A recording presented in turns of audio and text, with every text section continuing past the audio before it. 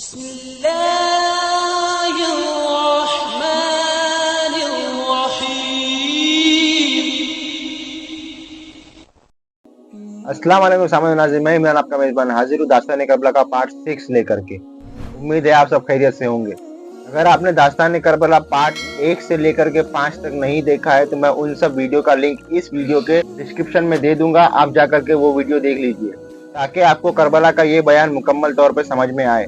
اگر آپ نے ابھی تک میرے چینل کو سبسکرائب نہیں کیا تو آپ میرے چینل کو سبسکرائب کر لیجئے، ویڈیو اچھی لگے تو ویڈیو کو لائک کریے اور لوگوں میں زیادہ سے زیادہ اس ویڈیو کو شیئر کریے۔ تو چلیے شروع کرتے ہیں داستان کربلا پارٹ 6۔ تو مجھے حیرت ہوتی ہے، پاپ چاہے جتنا بھی بڑا ہو، اگر تمہارے ساتھ اللہ کا فضل نہیں تو یہ باپ کی نسبت بھی تمہارے کسی کام نہیں آئے۔ اللہ کا فضل تمہیں بچائے گا اور ایمان ہونا ضروری ہے۔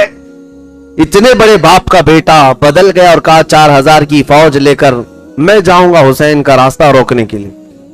عبید اللہ بن زیاد نے شاباشی دی، کہا جاؤ۔ عمرو بن سعد کو بھیجا گیا، 4000 کا لشکر لے کر عمرو بن سعد کربلا کے میدان میں اترا۔ ٹوٹل کتنی ہو گئی؟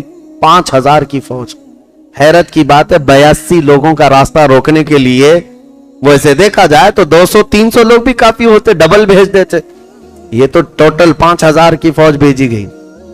5000 لوگ آئے اور اس کے بعد عمرو بن سعد جیسی آیا امام علی مقام امام حسین سے، چونکہ پہلے سے تعلقات تھے، جانتا تھا، آتے ساتھ میٹنگ شروع کر دی۔ رات کے وقت ادھر سے 20 سوار ادھر سے 20 سوار امام حسین کی طرف سے بھی ایک میدان میں جمع ہوئے، اور پھر ان دونوں لوگوں نے سواریوں کو دور کیا، تنہا بیٹھ گئے دریائے فرات کے کنارے۔ عمرو بن سعد نے پوچھا آپ کی کیا منشا ہے، آپ کیا چاہتے کیا ہے؟ امام حسین نے وہی 3 باتیں رکھی جو حر بن یزید کو بتایا تھا۔ کہا میں تو یہ چاہتا ہوں کہ مجھے واپس جانے دے دو، یا تو پھر سیدھے دمشق لے کر کے چلو، تم بھی ساتھ چلنا، ہم بات کریں گے، یا تو پھر مجھے کسی ساحل کی طرف بھیج دو سمندر کے، میں اپنی زندگی گزار لوں۔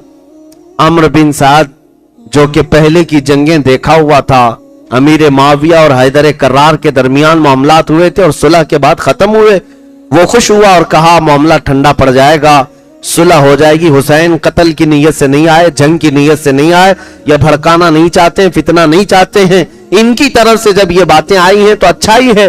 اس نے خط لکھ کر کے بھیجا عبید اللہ بن زیاد کو کہ اللہ کا بڑا شکر ہے کہ حسین ابن علی یہ صلح کی نیت رکھتے ہیں اور یہ قتل نہیں چاہتے، لوگوں کا خون بہانا نہیں چاہتے۔ انہوں نے 3 باتیں یہ رکھی ہیں، تم قبول کر لو تو جنگ سے ہم بھی بچ جائیں گے، وہ بھی بچ جائیں گے۔ عبید اللہ بن زیاد کے پاس یہ خط آیا اور گورنر ہاؤس میں بیٹھ کر جب وہ خط پڑھنے لگا اور درباری موجود تھے ان کے سامنے سنایا، اور ایک وقت عبید اللہ بن زیاد پر بھی ایسا آیا، اس نے کہا چلو یہ معاملہ سر ہو گیا، کیونکہ میرا معتمد خاص ہے عمرو بن سعد، اس کی بات پر مجھے بھروسہ ہے، وہ ہمارا وفادار ہے، اس نے اگر یہ بھیجا ہے تو بات سچی ہوگی، حسین لڑنا نہیں چاہتے، لہذا ہم اس جنگ کو سرد ہونے کے لیے چھوڑ دیں گے، ختم کر لیں گے۔ یہ بات ابھی چل رہی تھی، نہایت ہی ازلی بدبخت لعین زمانہ شمر ذل جوشن نام کا ایک شخص تھا، دربار میں بیٹھا ہوا اور کھڑا ہوا کہا امیر محترم عبید اللہ بن زیاد، اگر حسین کو وہاں سے لوٹنے دے دیا جائے تو ان کی فتح ہوگی اور آپ کی شکست مانی جائے گی، وہ عزت والے مانے جائیں گے اور آپ ذلیل مانے جائیں گے۔ اگر وہ چلے گئے تو اپنی باتوں پر قائم نہیں رہیں گے اور پورا عرب ان کے ہاتھوں پر آ جائے گا۔ آج تمہارے پاس وقت ہے، آپ نے عمرو بن سعد کو جو بھیجا ہے آپ اس کی بات پر بھروسہ کرتے ہیں؟ ہمیں تو یہ خبر ملی ہے رات رات بیٹھ کر کے وہ اکیلے حسین کے ساتھ دریائے فرات کے کنارے باتیں کرتا رہتا ہے، اس کی غالباً دوستی ہو گئی ہوگی، اس لیے اس نے ایسا خط بھیجا ہے۔ پورا مائنڈ چینج کر دیا عبید اللہ بن زیاد کا۔ اسی لیے چمچے جو بڑا کام کرتے ہیں، ہمیشہ بڑے بڑے امیروں کا، بڑے بڑے سرداروں کا، حاکموں کا دماغ بدلنے کے لیے جو پالے ہوئے چمچے ہوتے ہیں، ان کا بڑا کردار ہوتا ہے۔ عبید اللہ بن زیاد کا سر پھر گیا، کہا یہ بالکل صحیح مشورہ دیتا ہے، حسین کے ساتھ اگر ان کی بات مان لی جائے تو پھر صلح ہو جائے گی، یعنی آیا ہے تم کو صلح کرنے نہیں بھیجا گیا، حسین کا سر کاٹ کر لانے بھیجا گیا ہے، تم یہاں کون سی باتیں کرنے آئے ہو؟ अम्र बिन साद ने गाली दी, शिमर दिल जोशिन को कहा तुझ पर कयामत तक लानत हो, तूने ठंडी होने वाली इस जंग को आग में भड़का दिया। हम तो कत्ल नहीं चाहते थे, लगता है तूने ही इब्ने जियाद को यह मशवरा दिया और उसको भड़काया और यह खत लिखने पर मजबूर किया। शिमर दिल जोशिन ने कहा वो सब बातें बाद की, फौज मेरे हवाले करते हो या सिपह सालारी बरकरार रखना चाहते हो? अगर सिपह सालारी बरकरार रखना है तो मैदान में उतरो, वरना मेरे हवाले करो और बात वापस चले जाओ कूफा। फिर भी लालच गालिब आ गई अमर बिन साद पर। कहा नहीं, मैं सिपह सालारी छोड़ नहीं सकता और ना कूफा वापस जा सकता हूं, मैं मैदान में डटा रहूंगा और सबसे पहला तीर हुसैन की तरफ मैं चलाऊंगा। साहबी रसूल का बेटा, लालच दुनिया की ऐसी है, तमा हिर्स ऐसी है मेरे अजीजों, ईमान गारत कर जाती है, बर्बाद हो गया। और उसके बाद ये कुल मिलाकर फौज कितनी हुई? 22,000 की फौज हो गई। 22,000 का इतना बड़ा लश्कर, और उस तरफ निहत्ते इमाम आली मकाम के शहजादों के खिलाफ खड़े हैं। और हुआ यह था कि अम्र बिन साद जैसी 4,000 का लश्कर लेकर 7वीं मुहर्रम को आया था, उस दिन से उसने पूरे दरियाए फुरात पर 500 आदमी खड़ा कर दिए थे पहरेदार, कि किसी हुसैन के खीमे के रहने वाले शख्स को फुरात तक आने ना दिया जाए। 500 लोग पहरा दे रहे थे पूरे फुरात पर, और खीमे हुसैन की तरफ पानी जाने नहीं दिया जा रहा था। 7 मुहर्रम से ही यह पानी बंद कर दिया गया था खीमे हुसैन की तरफ। और इस काफिले में बचा कुचा जो कुछ भी था वो भी खाना खत्म होने को आ गया। मेरे अजीजों, 22,000 का लश्कर जब आ गया तो ये 9वीं मुहर्रम का दिन था। 9वीं मुहर्रम का दिन था। इमाम आली मकाम सैयद शुहदा शहीद करबला रज़ी अल्लाह ताला अन्हु रात के वक्त अपने खानदान वालों को फिर जमा करते हैं और कहते हैं, देखते नहीं हो इनकी तरफ से इस तरह का लश्कर जमा पर जमा होता जा रहा है, और मुझे लगता है ये सिर्फ मेरे खून के प्यासे हैं। अगर वो मुझे कत्ल कर लेंगे तो उसके बाद वो तुम सबसे कोई मुआखजा नहीं करेंगे, तुम्हारे साथ छेड़छाड़ नहीं करेंगे। इनको तकलीफ मुझसे है, इनकी खिलाफत की कुर्सी मुझसे हिलती है, इसलिए मैं ये चाहता हूं कि तुम सबके सब चले जाओ। मुस्लिम बिन अकील के शहजादों से कहा, तुम्हारे बाप शहीद हुए कूफा में, तुम्हारे 2 भाई शहीद हुए, मैं नहीं चाहता कि मजीद जंग में तुम उतरो, तुम वापस चले जाओ। इमाम अली मकाम अपने घर वालों को रात के वक्त जब ये कहने लगे, एक एक शहजादे ने जो तकरीर की है उस रात, अजीजा ने गिरामी, अगर पढ़ोगे तो तुम्हारी आंखें भीग जाएंगी, रो पड़ोगे। हुसैन आजम के सामने ये बच्चे खड़े होकर के जो जुमले कह रहे थे, अल्लाह अकबर, वफादारी तो उनके खानदान में कूट कूट कर भरी हुई थी।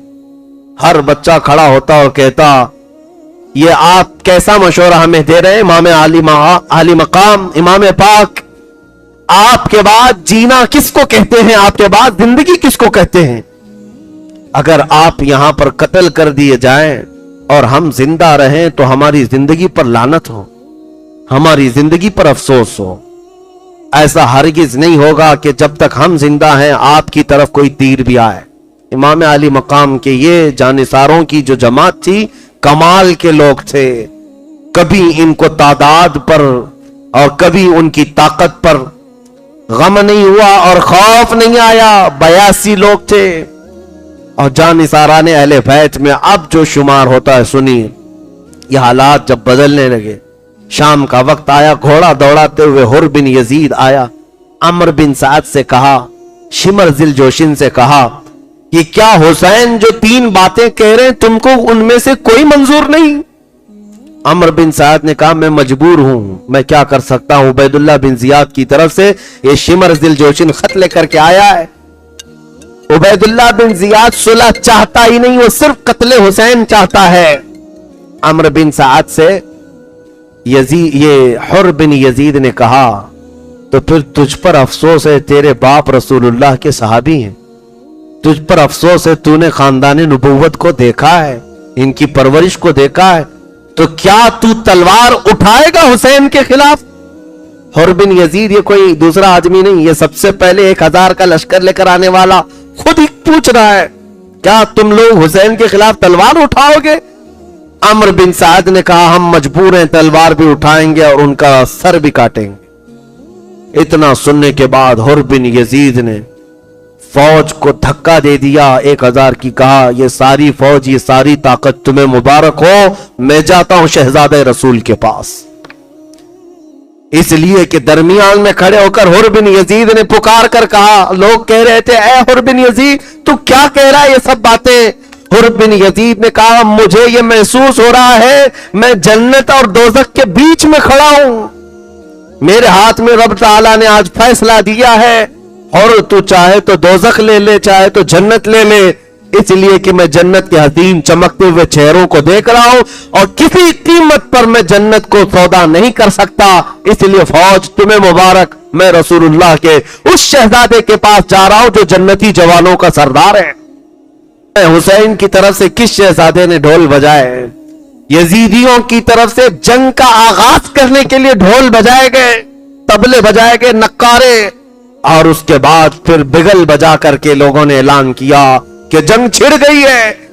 حیرت ہوتی ہے ان ظالم کتوں پر کہ رسول اللہ کے خاندان کے 3 دن کے بھوکے اور پیاسے شہزادوں سے لڑنے کے لیے 22,000 کے نامردوں کی فوج جمع کر لی اور جنگ کا اعلان کرتے ہو۔ پھر بھی حسین اعظم کا ایک شہزادہ پیچھے ہٹنے کو تیار نہیں، منہ پھیرنے کو تیار نہیں۔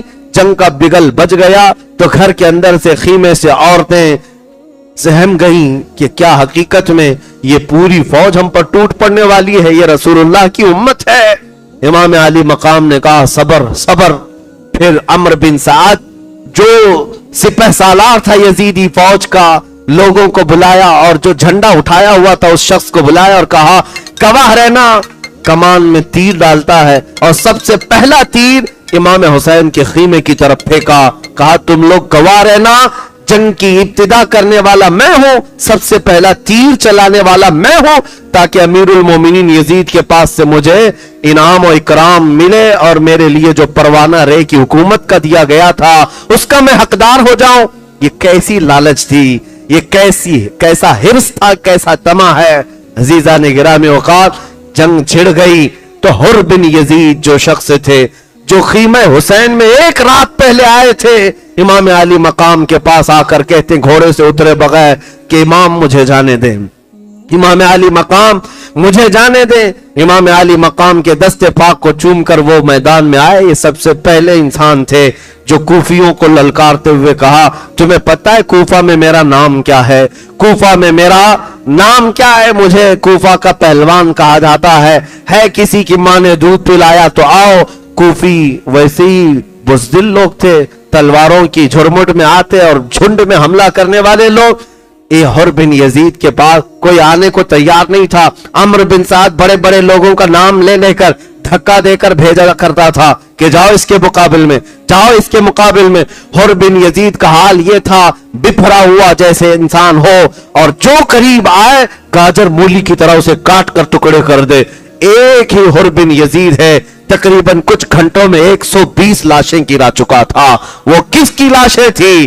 حر بن یزید نے یزیدیوں کے خیمے کے اندر ایسی کھلبلی مچا دی تھی۔ میں اکثر یہ کہا کرتا ہوں ایک دن خیمہ حسین میں آنے والے حر بن یزید کی طاقت کا حال یہ ہے وہ چند گھنٹوں میں 120 یزیدیوں کے پسینے نکال دے، بلکہ ان کے خون کو زمین پر بہا کر کے دنیا کو یہ بتا دے ایک دن سے اگر دامن سے وابستہ ہو جائے تو طاقت کا یہ حال ہے، تو پھر رسول اللہ کے خاندان میں حسین کی گود میں پلے ہوئے شہزادوں کی طاقت کا حال کیا ہوگا۔ اسی لیے میرے عزیزوں، حر بن یزید کو کئی جتھے مل کر کے حملہ کر کے حر بن یزید کو شہید کرتے ہیں۔ زہیر بن قین بجلی جو قافلے میں امام علی مقام کے ساتھ ہوئے تھے وہ آئے، حبیب بن مظاہر آئے، مسلم بن اوسجہ اسدی یہ امام حسین کے جانثاروں میں سے ہیں، یہ چاہنے والے محبان اہل بیت میں سے ہیں، یہ آئے اجازت لیے اور امام علی مقام منع کرتے تھے مجھے جانے دو مجھے جانے دو مجھے بات کرنے دو، لیکن یہ جانثاران ایسے تھے، یہ محبان اہل بیت ایسے تھے، امام حسین کو باہر ایک قدم بھی آگے بڑھانے نہیں دیتے تھے اور کہتے تھے جب تک ہماری زندگی ہے امام علی مقام تو بہت بڑی بات ہے، آپ کے گھر کا کوئی بچہ بھی میدان میں ہم اترنے نہیں دیں گے۔ جتنے جانثار تھے سب آئے اور شہزادگان اہل بیت کو بھی آنے نہیں دیا۔ حبیب بن مظاہر آئے، مسلم بن اوسجہ آئے اور زہیر بن قین آئے، یہ بھی دوپہر کے قریب لڑتے رہے، زوال تک لڑتے رہے، یہ تین ہی لوگ لڑتے رہے۔ کچھ لوگ آئے اور کوفہ کے لوگ مقابلہ نہ کر سکے، موت کے گھاٹ اتر گئے اور ان تینوں بھی جام شہادت نوش کر گئے۔ امام علی مقام کے سگے بھائی جو تھے مولا علی کی اولاد، امام علی مقام کے جو سگے بھائی تھے عبداللہ بن علی، زید بن علی، بکر بن علی، عمر بن علی، عثمان بن علی، 5 شہزادے علی مرتضیٰ کے میدان میں تھے۔ یہ آئے ایک ساتھ امام حسین سے اجازت لے کر کہ ہمیں جانے دیں۔ حضرت عباس علمبردار یہ بھی امام علی مقام کے بھائی ہیں، یہ موجود تھے امام حسین کے ساتھ۔ یہ 5 بھائی آئے اور یہ کے بعد دیگرے انہوں نے کوفیوں کے سر اڑائے اور دمدار اور شجاعت کے ساتھ مقابلہ کرتے رہے اور جام شہادت یہ کے بعد دیگرے نوش کرتے رہے۔ عزیزان گرامی وقار، یہ خاندان اہل بیت کے لوگوں کا یہاں سے ان کی قربانیوں کی ابتدا شروع ہوئی۔ حضرت علی کرم اللہ وجہہ الکریم کے 5 شہزادے میدان کربلا میں خاک و خون سے وہاں پر ان کی لاشیں بکھر گئیں، تو اب سیدنا عباس علمبردار یہ امام حسین کے بڑے بھائی، یہ چھوٹے بھائی جو حضرت علی کی دوسری بیوی سے ہیں، یہ آئے، خیمے میں تھے، بیویوں کی بچیوں کی حفاظت کر رہے تھے۔ ننھی سکینہ آئیں اور کہا چچا جان پیاس کی شدت سے حلق میں کانٹے پڑ گئے ہیں، 3 دن ہو گئے، میرے عزیزو ہم نے رمضان کو محسوس کیا ہے، آج بھی روزے سے ہوں گے، ابھی دن نہیں ڈھلا ہے، لیکن پیاس کی شدت ابھی سے ہمیں پریشان کرتی ہے۔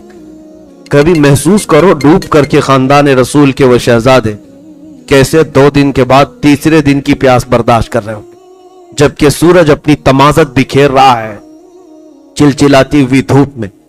وہ صبر کا پیکر، وہ صبر کا دامن کیسے تھامے ہوئے لوگ تھے، کمال کے لوگ ہیں، کمال کے۔ بی بی سکینہ نے تیسرے دن کہا اگر چند قطرے بھی مل جائیں تو ہم تازہ دم ہو جائیں گے۔ حضرت عباس کہے بیٹی تیری پیاس مجھ سے دیکھی نہیں جا رہی، میں جاتا ہوں۔ وہ ایک مشیزہ اٹھائے اور تلوار لیا، نیزہ لیا اور کوفیوں کی صفوں کو ترہم برہم کرتے ہوئے چیرتے ہوئے دریائے فرات پر پہنچ گئے۔ حضرت عباس جیسی وہاں گئے، کوفیوں کو مقابلے کی ہمت نہ ہو سکی، کوئی آ نہ سکا، سب کو ادھیڑتے ہوئے چلے گئے۔ اور کیسے نہیں ہاشمی جوان ہیں، جب مشکیزہ بھر لیا تو چلو بھر پانی اٹھایا دریائے فرات سے اور اٹھا کر پینے، کیونکہ خود بھی پیاسے تھے، 3 دن کی پیاس تھی۔ کہا پیٹ بھر کر پی لوں اور اس کے بعد یہ مشکیزہ لے جاؤں۔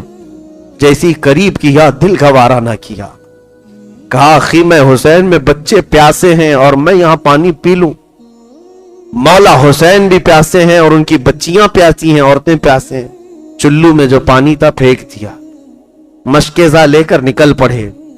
عمرو بن سعد نے اعلان کیا کہ اگر یہ عباس کے ہاتھ سے مشکیزہ خیمے تک پہنچ گیا تو لڑائی مشکل ہو جائے گی، یہ جنگ مشکل ہو جائے گی۔ 22,000 کے نامرد پھر بھی ڈرے ہوئے ہیں، یہ لڑائی بھاری پڑ جائے گی، اس مشکیزے کو جانے نہ دو۔ دھوکے سے ایک کوفی آیا اور پیچھے سے حضرت عباس کے کندھے پر تلوار سے ایسے وار کی کہ ان کا ہاتھ کٹ گیا۔ مشکیزہ گھیرا تو حضرت عباس دوسرے ہاتھ میں مشکیزہ ڈال لیتے ہیں اور تلوار بھی اسی ہاتھ سے چلاتے ہوئے صفوں کو چیرتے ہوئے آ رہے ہیں۔ خیمہ حسین نظر آ رہا ہے۔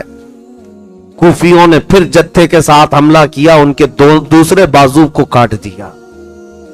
دونوں ہاتھ مونڈوں سے اگر کٹ جائیں اور پانی کا بھرا ہوا مشکیزہ گھیرا ہو، ہمت تو ٹوٹ جانا چاہیے، لیکن اس عباس کی جرات کو سلام، دانتوں میں مشکیزہ اٹھایا، منہ سے اٹھا لیا اور کہا کسی طرح یہ خیمہ حسین تک پہنچ جائے، ہاتھ گئے ہیں تو جانے دو۔ ان کو ہاتھوں کی پرواہ نہیں تھی، ہماری انگلی پر زخم ہو جائے تو ہم مرہم پٹی کے لیے بے قرار ہو جاتے۔ کٹ گئے بازو، लेकिन मशकेज़ा दांतों में उठा लिया। जाने लगे तो कूफियों ने तीर मार मार करके मशकेज़े को फोड़ दिया, और मशकेज़े का पानी जब बहने लगा तो अब्बास की आंखों से आंसू बहने लगे। बड़ी मेहनत से सकीना के लिए पानी लाया था और कहा कि खीमे हुसैन की तरफ जाने की अब हिम्मत नहीं होती। पूछेगी बच्ची फिर से कि चचा पानी लाए, मैं क्या कह सकता हूं। तो अब्बास अलमबरदार कहने लगे, मौला इससे बेहतर है कि मैं खाली हाथ तेरे नबी के घराने की तरफ जाऊं, मुझे तो अपनी बारगाह में बुला ले। हजरत अब्बास अलमबरदार मशकेज़ा पानी का लाने के लिए निकले हुए थे। कूफियों के जत्थे ने ऐसा घेर लिया कि उनको नेज़े मार मार करके जमीन पर लिटाया और उनकी गर्दन को अलग कर दिया, शहीद कर दिया। हजरत अब्बास जैसे ही शहीद हुए, दूर से इमाम अली मकाम देख रहे थे, दौड़ते हुए चले आए। कूफी हट गए थे, शहीद करते और हट जाते, अपने खीमे में चले जाते या अपनी फौज में जाकर मिल जाते। कटे हुए बाजू, एक बाजू उधर गिरा हुआ, एक बाजू इधर गिरा हुआ। आज भी हम करबला में गए, हर साल जाते देखते हैं उनके जो बाजू हैं, कटे हुए हाथ इतने इतने फासले पर दफन है। अलकफुल युमना अलकफुल युसरा लिखा हुआ है, सीधा हाथ और बायां हाथ बहुत दूर दूर दफन किया गया है, और लाशा कटा हुआ मैदान में है। 56 साल की उम्र है सैयदना इमाम हुसैन की। आए और कहा, मुझे किसी गम ने इतना कमजोर नहीं किया जितना मेरे भाई अब्बास की शहादत ने किया है। आए और उस लाश को उठाया तो रब्बुल आलमीन की बारगाह में यूं कहा था, अल आना इनकसर ज़हरी, ऐ मौला मेरी रीढ़ की हड्डी टूट गई, मेरी रीढ़ की हड्डी टूट गई। और उस लाशे को लाए, अपने सगे भाइयों का जिस्म उठाते हुए, ये 56 साला नवासे रसूल, तुम्हारी हर अदा पर करोड़ों सलाम है हुसैन, तुम्हारे हर अज़्म हौसले पर लाखों सलाम। में पाक की तरफ आए तो उस वक्त देखा तो इमाम कासिम तैयार होकर खड़े थे, जो इमाम हसन मुश्तबा के बेटे थे। 22 साल की उम्र थी, जिनकी सगाई सकीना बिनते हुसैन से हो चुकी थी। मौला हुसैन के पास आए और कहा, चचा जान, मेरे अम्मे मोहतरम मुझे जाने की इजाजत दें। इमाम हुसैन ने जी भर कर देखा और कहा, मेरे मरहूम भाई की एक ही तो निशानी थे, तुम्हें देखता तो मेरे बिरादर गिरामी की याद आती, तुम जाओगे। इमाम कासिम ने कहा, ऐ मेरे चचा जान, मैं रसूलुल्लाह की अमानत को लेकर के जा रहा हूं और इस मैदान में मैं तन्हा आपको नहीं छोड़ सकता, मुझे जाने दें। इमाम अली मकाम ने बड़े आओ बुका के साथ उनको रुखसत किया था। ये इमाम कासिम की एंट्री जो करबला में है वो लिखी हुई है तारीख तबरी में। कहा है, जैसे इमाम कासिम पहली मर्तबा घोड़ा उछालते हुए करबला के मैदान में आए थे, उस वक्त कूफियों में हलचल ऐसी मची थी। एक कूफी शख्स है, वो कहता है, हमें दिन के वक्त सूरज की तमाजत के बावजूद कासिम को देखकर ऐसा महसूस हुआ था कि करबला के मैदान में 14वीं का चांद तुलू हुआ है। चेहरे पर वो चमक थी, रसूलुल्लाह की शबाहत थी, मेरे आका का, खानदान अहले बैत का। ये जवान हाशमी शेर जैसी आया, पुकारा, हल में मुबारिजिन, कोई है मुकाबिल वाला? तो कोई आने को तैयार नहीं था। तो हजरत इमाम कासिम ने कहा, तुम में से जो बड़ा पहलवान है उसको भेजो। अजरक नाम का एक पहलवान था कूफा का, बहुत बड़ा हाथी की तरह चलता, एक बहुत बड़ा, उसको सांड कहा जाता था। अम्र बिन साद ने कहा, अजरक तुम जाओ उसके सामने। वो ठट्टा मारकर हंसने लगा, कहा, ये बच्चे के सामने मुझे भेज रहे हो, मेरी पहलवानी तुझे पता नहीं है, मेरी पहलवानी का अंदाजा नहीं है। अम्र बिन साद ने कहा, तेरी पहलवानी बाद की, वह हैदर कर्रार का पोता है, फातेह खैबर का पोता है, तुझे पता है, मुकाबिल में जा। कहा, नहीं, मेरे 4 बेटे हैं, उनमें से किसी एक को भेजूंगा, अभी उसका सर काट कर लाएगा। अजरक के 4 बड़े बेटे थे और चारों पहलवान थे। बड़े बेटे को भेजा, इमाम कासिम के पास आया। इमाम कासिम 3 दिन के प्यासे, लेकिन तलवार ऐसी चलती थी, ऐसी तलवार चलाई कि उसका बड़ा बेटा एक ही वार में ढेर हो गया। दूसरा आया, दूसरे को मोंढों से ऐसा मारा कि वो वहां तड़पता रह गया। तीसरा आया, उसको इमाम कासिम ने काट दिया गाजर की तरह। चौथा आया, उसको भी मार दिया। अजरक अब बिफर गया। मेरे 4 बेटे एक के बाद दिगरे ऐसे काट दिया जैसे सब्जी को काटा जाता है। खुद आया और इतना हाथी की तरह चिंगाड़ता हुआ, दहाड़ता हुआ, पुकारता हुआ कहा कि तूने मेरे घर को खत्म कर दिया, मैं तेरी ईंट से ईंट बजा दूंगा, तुझे खत्म कर दूंगा। इमाम कासिम ने कहा, अजरक मैंने सुना है तू अरब का बहुत बड़ा पहलवान है, शहसवार है, लेकिन तुझे तो घोड़े की जीन बांधनी भी नहीं आती।